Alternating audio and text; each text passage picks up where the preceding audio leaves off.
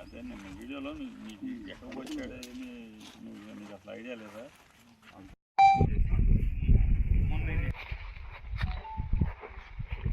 వీరిదేపేట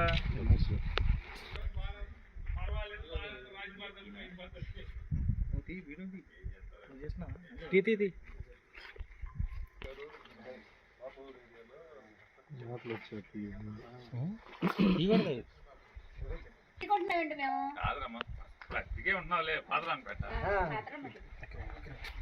రెండు వచ్చేద్దామనా కట్టి ఎవరు కాపురం ఉండలేదు ఎవరు ఎక్కడి నుంచి తెచ్చుకుంటున్నారో తెలియదు మాకు. ఎక్కడి నుంచి తెచ్చుకుంటున్నారు మాట్లాడుకోరా మీరు వాళ్ళు మీరు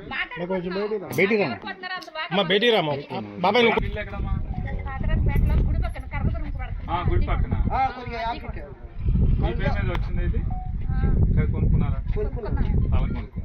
ఎంత కొన్నారు? మేము ఇల్లుతో పడుకున్నామండి. స్లాబ్ వేసింది కొన్నారా? స్లాబ్ వేసిన కొనుక్కుని ఎన్ని బాగా ఎంత ఎంత కొన్నారు? మేము 4 లక్షలు అంత ఉంది ఇది. అంటే బిల్డింగ్ కూడా కట్టేశాడని మాకు ఇచ్చాడండి. 4 లక్షలు పూర్తి అయిపోయింది అన్నాడు. ఇప్పుడు ఇవన్నీ బాగా చేసుకున్నాడు. చాలా బాగా లోపల కూడా వేయలేదుగా? ఏమీ లేదండి. మేము వచ్చి 5 సంవత్సరాలు అవుతుంది. మాకు ఇల్లు లేదు, ఏమి లేదు. 5 అంటే ఈ మధ్య కాలంలో అంటే కరోనా తర్వాత వచ్చారా? కుటుంబమేనా? మేము ముగ్గురం కుటుంబమేనండి. ఎవరు ఆవిడ? మా అమ్మాయి. ఓకే ఓకే అటే అట్లా. ఏ ఊరు కోడూరు దగ్గర? ఏ ఊరు కోడూరు దగ్గర? కోడూరు తెలుసా అండి? అవనిగడ్డ ఎక్కడ? పక్కన దగ్గర అండి. కోడూరులోనే దగ్గర మనకు వంతున ఇచ్చాంగా అటు నుంచి వచ్చేటివేగా. వాటికి దగ్గరగా ఉండాలి. సైకిల్ వేసుకున్నాను అదే కొన్నాం. మరి ఏం చేస్తాడు దేవుడు తరసక్కటి ఏమి మంచిగా చేస్తాడు. మంచిగా చేస్తాడు దేవుడు. కొన్నాము, మోసపోయామో ఏం చేసాము ఇల్లు లేదని దాని మీద మేము కొనుక్కున్నామండి. అంతే.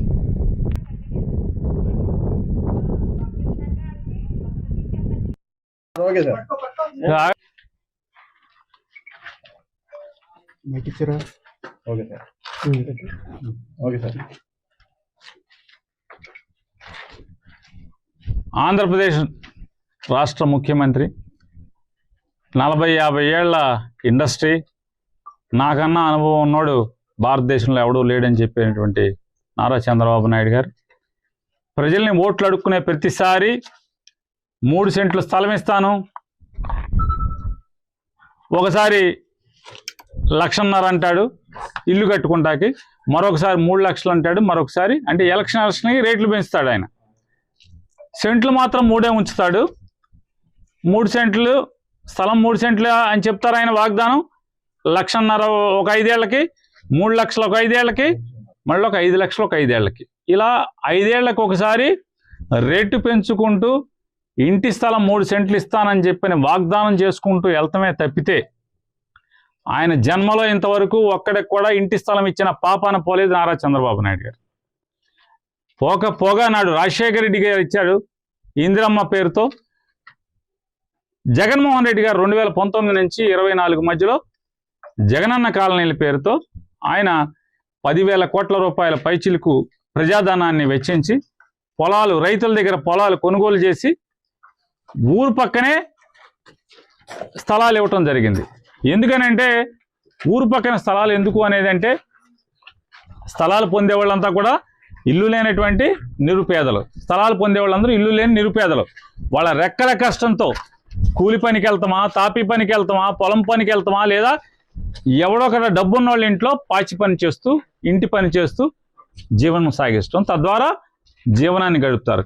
లేదా భర్త పొలం పనికి వెళ్తే, లేదా భర్త తాపీ పనికి వెళ్తే భార్య ఏదో ఒక ఇంట్లో డబ్బున్న వాళ్ళ ఇంట్లో ఉద్యోగస్తుల ఇళ్లలోనో ఇంటి పనికి లేదా బట్టలు ఉతికే పనికో జీవనం సాగించి పిల్లల్ని భోజనం పెట్టి చదివించి తద్వారా వాళ్ళ జీవితాల్లో ఎలా ఉన్నాయో పిల్లలు కూడా అలాగే బతకూడదని చెప్పని పిల్లల కోసం రెక్కల ముక్కలు చేసుకుని చదివించేదానికి ఒక గూడు కోసం తాపత్రయపడుతుంటారు. చచ్చేలోపు పేదవాళ్ళకు ఒక కోరిక ఉంటుంది.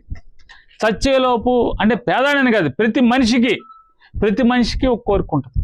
మనిషి అయి పుట్టిన తర్వాత చచ్చేలోపు సొంత ఇంట్లో పచ్చడి మెతుకులతో ఒక్క ముద్దన్న తిని చచ్చిపోవాలని చెప్పాను. ఆ బలహీనతని, ఆ బలమైన కోరికని ఎన్కాష్ చేసుకుంటూ చంద్రబాబు నాయుడు గారు ప్రతిసారి హామీ ఇస్తాడు తప్పితే ఏనాడు హామీని అమలు చేయలేదు. కానీ జగన్మోహన్ రెడ్డి గారు ఈ రాష్ట్రంలో 31 లక్షల మందికి ఇళ్ల పట్టాలు ఇస్తే దానిలో భాగంగా మచిలీపట్నం మున్సిపాలిటీ, మచిలీపట్నం నగరం ఒక్క దాంట్లోనే 19,302 మందికి నిరుపేదలకి ఇళ్ల స్థలాలు ఇవ్వటం జరిగింది. అంటే 2019 సంవత్సరానికి మచిలీపట్నంలో ఎవరైతే ఆధార్ కార్డు, రేషన్ కార్డు పొందున్నారో ప్రతి ఒక్కరికి కూడా, ఇల్లు లేని ప్రతి ఒక్కరికి కూడా 19,302 మందికి పొలాలు కొనుగోలు చేయడం జరిగింది.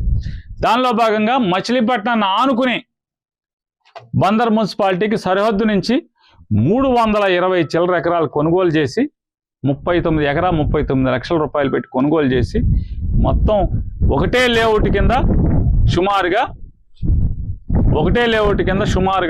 16,000 చిల్లర ప్లాట్లని, ఇక్కడ 16,000 చిల్లర ప్లాట్లు ఒకే లేఅవుట్లో. బహుశా ఆంధ్రదేశంలో ఒకటోదో రెండోది అయి ఉంటుంది, ఇంత పెద్ద లేఅవుట్ ఉన్నది. ఇంత పెద్ద లేఅవుట్లో ఇంతమంది అంటే పేదవాళ్ళని బందర్ నానుకుని చేస్తే ఇది ఒక నగరం కింద అవుతుంది. అంటే జగన్మోహన్ రెడ్డి గారు ఒక ఊరు, అంటే ఒక కాలనీ కాదు ఇచ్చింది, మరొక పెద్ద మున్సిపాలిటీని ఇక్కడ ఒక ఊరు కంటే కూడా మరొక ఒక నగరాన్ని, ఒక పట్టణాన్ని ఆయన ఇక్కడ ఏర్పాటు చేశారు. ఇవాళ పేద బిక్కి అందరూ కూడా ఇల్లు కట్టుకునే వాళ్ళు కట్టుకున్నారు. జగన్మోహన్ రెడ్డి గారు ఉన్నంతకాలం కూడా ఇల్లు కట్టే ప్రయత్నం చేశారు, అన్నీ చేశారు. జగన్మోహన్ రెడ్డి గారు ఉండగా మంచిళ్ళ ట్యాంకర్లు కూడా మున్సిపాలిటీ నుంచి ట్యాంకర్లు వచ్చే ఇల్లు కట్టుకుంటాయి. మరి 2 ఏళ్ల నుంచి 24 మాసాల్లో ఏ ఒక్కరు కూడా ఇల్లు కట్టుకుంటాకి గవర్నమెంట్ ప్రోత్సహించదు. సగంలో ఉన్న ఇల్లు సగంలో ఆగిపోయినాయి. ధైర్యం చెప్పరు ఎమ్మెల్యేలు. ఎవడు ధైర్యం చెప్పి మీరు కట్టుకోండి, మేము ఆసరాగా ఉంటాం, మీకు ఏం కావాలన్నీ చూస్తామని చెప్పని చాగిపోగా జగన్మోహన్ రెడ్డి గారు ఆ ప్రభుత్వంలో మొత్తం ప్రతి ప్లాట్కి కరెంట్ వేసి సబ్స్టేషన్ కట్టి, ఇక్కడ అంటే ఎంత ముందు చూపు చూడండి, ఇక్కడ సబ్స్టేషన్ ఒకటి ఏర్పాటు చేశారు ఈ జగనన్న కాలనీ లేఅవుట్లో.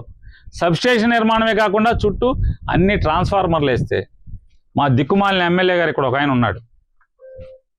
అంటే ఎంత పనిమంతుడంటే ఆయనకి బెజవాడి నుంచి ట్రాన్స్ఫార్మర్లను తేవడం, శాంక్షన్ మంజూరు తేవడం చేతకాక ఇక్కడి నుంచి జగనన్న కాలనీలో ఉన్నటువంటి ట్రాన్స్ఫార్మర్లను ఓడబీక్కెళ్ళి బందర్లో తనకు కావాల్సిన చోట, తన తాబేదారులు బ్రోకర్లు ఉన్న చోట ఈ ట్రాన్స్ఫార్మర్లు చెడిపోతే బిగిచ్చే పరిస్థితి.